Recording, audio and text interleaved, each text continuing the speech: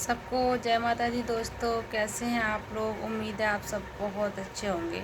तो दोस्तों आपसे एक बात करनी थी जो कि बहुत ही ज़रूरी है। जिसकी आप सबको पता है कल से नवरात्रि शुरू हो रही हैं और ये वीडियो आपको नवरात्रि की सुबह ही मिलेगी। तो हमें किस किस बातों का ध्यान रखना चाहिए नवरात्रि पर, किस किस बातों का ध्यान नहीं रखना चाहिए, आप में से ये सभी लोग जानते होंगे। लेकिन कुछ बातें ऐसी हैं कि जिसको हम सब लोग नहीं जानते हैं। हम भी बहुत बातों से अनजान रह जाते हैं। अगर हमारे सामने कोई बड़ा बात ना करे, कोई जिक्र ना करे, तो हम भी बहुत सारी बातों से अनजान रह जाते हैं। तो उसी तरह देखो, इस वीडियो के माध्यम से मैं आप तक ये बात पहुंचाना चाह रही हूँ कि कभी कभी हम कुछ ऐसा कर देते हैं जिससे कि हमारे अच्छा होने की जगह बुरा होना शुरू हो जाता है। तो जैसे कि नवरात्रों में आपको पता है, आपको सभी को पता होगी कि नवरात्रों में सुबह उठ के पूजा किया जाता है, मंदिर जाया जाता है और माता रानी को भोग लगाया जाता है, प्रसाद चढ़ाया जाता है, जोत जलाई जाती है। डेली का ये जो होता है पूजा नियम होता है, सुबह शाम दोपहर का, ये तो सबको पता है। ठीक है, हमको भी पता है। और चलिए ठीक है, आपको नहीं पता है तो हमको पता चल गया है तो हम आपको भी बता देते हैं। डोंट वेरी, आप टेंशन ना लीजिएगा। तो सबसे पहली बात तो ये है कि जिस दिन से नवरात्रि शुरू होती हैं उस दिन से हमें लहसुन प्याज खाना अवॉइड कर देना चाहिए। हमें लहसुन प्याज नहीं खाना चाहिए। हमें पूरी तरह से शुद्ध शाकाहारी रहना चाहिए पूरे 9 दिन तक। तो दोस्तों मैं तो रहती हूँ, तो इस बार भी रहूँगी। हम अपने घर में लहसुन प्याज नहीं बनाएंगे, ना खाएंगे। फ़िलहाल हम कोशिश करेंगे कि हम बाहर भी लहसुन प्याज का यूज़ ना करें। अगर बाई चांस कोई इमरजेंसी पड़ जाती है या मजबूरी पड़ जाती है तो देखो वो तो माता रानी की कृपा है, माता रानी की मर्ज़ी है। ठीक है, तो सबसे पहला काम आप ये ना करें।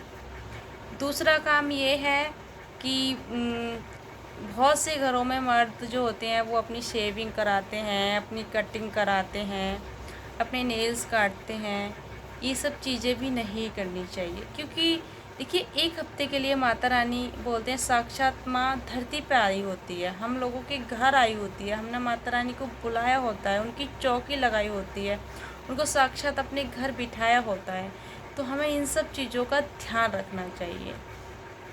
हमें ये ध्यान रखना चाहिए कि माँ हमारी हमारे साथ है। इन सब चीज़ों पे गौर नहीं देना चाहिए। इन सब चीज़ों को आप बाद में कर लेना। 9 दिन की ही तो बात है।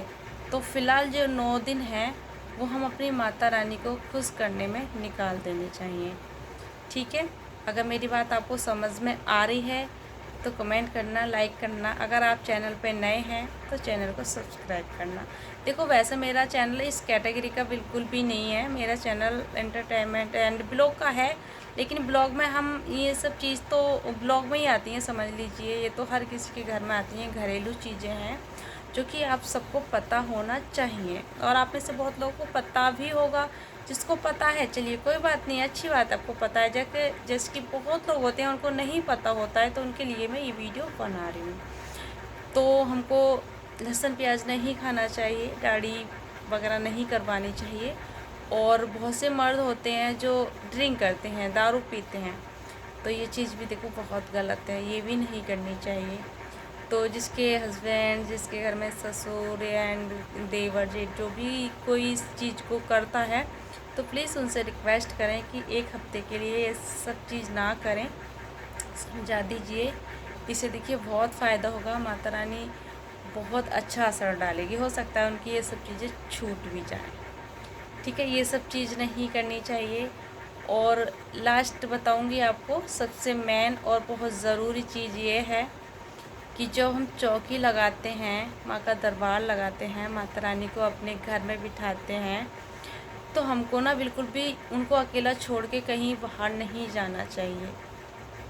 घर के बाहर भी बिल्कुल अकेला छोड़ के नहीं जाना चाहिए। फ़िलहाल हमें मतलब गांव के बाहर, जैसे कि कोई गांव में रहता है, कोई देहात में, कोई शहर में रहता है, तो हमें किसी रिश्तेदारी में भी नहीं जाना चाहिए।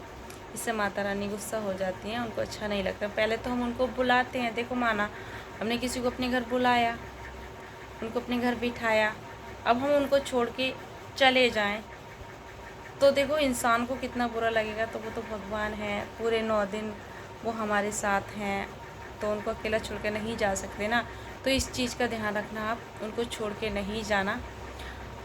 जो भी आपने जोत जलाई है, अखंड जोत जलाई है या फिर नॉर्मल जोत जलाई है, उसका ध्यान रखते हुए, माता रानी का ध्यान रखते हुए ज़्यादा से ज़्यादा कोशिश करना कि आप उनके साथ रहें। ज़्यादा से ज़्यादा उनसे बातें करने की कोशिश करना, उनको अपने मन की बात बताने की कोशिश करना। देखो उनसे ज़्यादा कौन समझ सकता है हमको। कोई दुख है तो भगवान को बताओ, इंसानों को बताने से कुछ भी नहीं है। इंसान की क्या है, इंसान हमेशा हंसी बनाता आया है, हंसी ही बनाएगा। तो अपना कोई भी दुख दर्द है माता रानी को बताओ, जिस भी भगवान को आप मानते हैं उसको बताओ। तो देखिए फ़िलहाल ये बहुत छोटा सा वीडियो था, नवरात्रि की स्टार्टिंग से आपको क्या करना चाहिए क्या नहीं करना चाहिए, इस टॉपिक पे ये वीडियो था। कैसा लगा मेरी जानकारी, उम्मीद है आप सबके लिए उपयोगी होगी। अगर आप सबको मेरी जानकारी अच्छी लगी है तो लाइक कमेंट शेयर ज़रूर कर देना। अगर आप चैनल पर नए हैं तो सब्सक्राइब फिर से बोल रही हूँ, सब्सक्राइब कर लेना। अगर आपको इसी से रिलेटिव आपको वीडियो और चाहिए तो मैं और दे दूँगी, क्योंकि इस चीज़ के बारे में मैं बहुत ज़्यादा जानकारी रखती हूँ। क्योंकि मैंने पूरी गीता भी पढ़ चुकी है और मैंने बहुत सारे, इतनी कम उम्र में बहुत सारे व्रत त्यौहार और बहुत सारे ग्रंथ मैंने पढ़ रखे हैं। मतलब ज़्यादा तो नहीं कहूँगी, लेकिन इस उम्र के हिसाब से भी मेरे को बतेरी जानकारी है। तो अगर आप लोग को कुछ और जानकारी चाहिए तो कमेंट करके आप लोग मेरे को बता सकते हैं। तो जय माता दी दोस्तों, फिर से मैं कह रही हूँ जय माता दी। ज़्यादा से ज़्यादा इस वीडियो को शेयर करना ताकि ये वीडियो ज़्यादा लोगों तक पहुँचे और वो लोग ज़्यादा से ज़्यादा लोग गलत काम करने से बच जाएं और माता रानी का आशीर्वाद ज़्यादा से ज़्यादा लोग पाएँ। तो चलिए, अगर आप इसी तरह की वीडियो आगे चाहेंगे तो आपको ज़रूर मिलेगी। जय माता दी।